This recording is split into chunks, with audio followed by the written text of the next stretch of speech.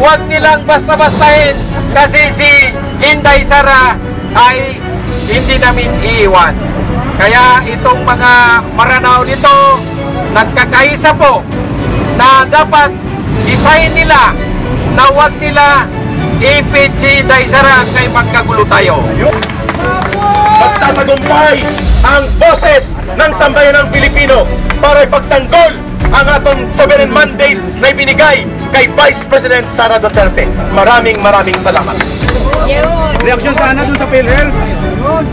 Ibang issue na. Oo, pwedeng habon. Sige. Ano masasabi nyo, anong reaksyon nyo doon sa PhilHealth na tinanggalan ng budget, walang budget, sinero ng Grace po. Tapos doon naman sa mga AIC at tupad, doon sa mga ayuda, meron. Ano nangyari? Isa po itong napakalaking walang kahihiyan ang ginawa ng Senado at kinonsinti din ng House of Representatives.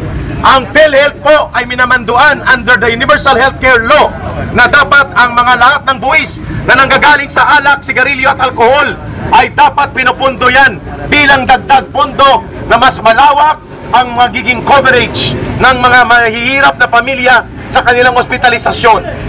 Napakalaki po itong kalapastanganan sa poder ng Kongreso sapagkat ang Presidente Marcos nag-allocate ng 74 billion pesos. Ulitin ko, 74 billion pesos, subalit tinanggal nila ito. Walang awa sa mga mahihirap na magsasaka, magbubukid, manggagawa, manalitang lungsod, kabataan at kababaihan. Kaya dapat tandaan natin ang pagmumukha ni Grace po. Siya po ay may pananagutan sa mamamayang Pilipino na bagamat kulang lang 1 piso ang budget sa kalusugan ng bawat Pilipino. Mantakin nyo, there are 115 million Filipinos. Wala pa sa 1 piso ang ibinabudget kada araw para sa pagpapagamot sa mahihirap na Pilipino. Natanggalan pa ng PhilHealth. Hindi pa sila nakontento sa kanilang sinakmal na 60 billion pesos. Ito'y isang malaking krimen at kalapastanganan sa pinakamahihirap na mamamayang Pilipino. Sisingilin dapat natin sila. Lalo na yung si Grace po na siyang pasimuno para tanggalan ng pondo ang kabutihan sa kalusugang pangangailangan ng mahihirap na mamayang Pilipino. Mabuhay! Mabuhay! Yan.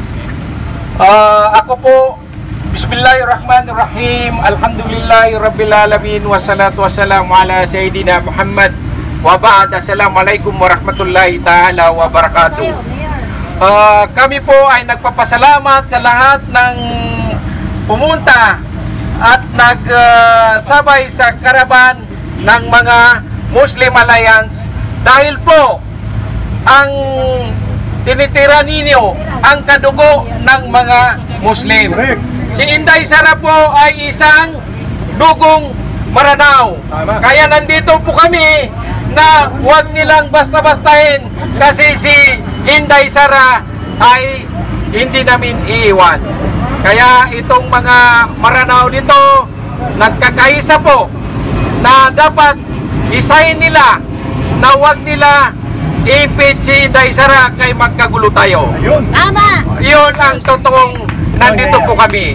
Ipaalam namin sa Kongreso na kung hindi niyo itigil ito, ay dito na tayo magkagulo sa Metro Manila. Yun ang panawagan namin sa inyo na dapat sana iwasan ninyo yung mga maling iniisip. Statement! Yung statement ninyo na mga mali, mga baluktot, huwag ninyong baluktutin ang mga batas. Dahil iyang batas na yan ay sagrado. Sagrado yan. Walang iniwan, kundi puro yan totoo ang ginawa ng batas na yan. Kayo po mga Kongreso sa Quadcom, kayo ay mga baluktot. Alam ninyo ano ang sinabi ni PRRD? Hindi maganda yung mga Quadcom. Kaya mga kapatid ko, ngayon nandito po kami hanggang hindi ninyo tigilan si BP Inday, hindi kami rin magtigil magprotesta sa inyo. Kaya mga kapatid ko, maraming salamat ng inyong pagpunta dito sa Senate dahil kami po nagkaisa sila Eric, sila Ben Ranke, sila Oliver, sila Karen. Nandito po lahat at pasalamat din ako sa mga vloggers na naparating sa buong mundo. Ang importante, marinig ninyo yung mga gustong sabihin sa mga kapatid natin na mga Muslim. Yun lang po. Yung mga corruption na inaano niyo kay Inday Sara. Kilala ninyo na yung umupo si Duterte pagka-presidente. Mayroon utang na sobra 8 billion na hindi ko lang sasabihin, businessman. Sinabi niya, magbayad ka sa utang mo. Tapos, biglang may pumunta sa Davao, nagbitbit ng 3 billion. Ano ang sinabi ni Duterte? Sabi niya, isauli ninyo yan sa kanya. Dagdagan lang niya yung kulang niya para mabayaran niya yung biyayar na utang niya sa gobyerno. Kung magnanakaw mga Duterte, kinuha niya yung 3 billion. How much ang 125 million? Wala yan sa kanila. Hindi sila magnanakaw. Matagal yan nakilala namin sila. Kaya umunlag ang Davao, the CP city in the world, the most livable city in the world, ang Davao City.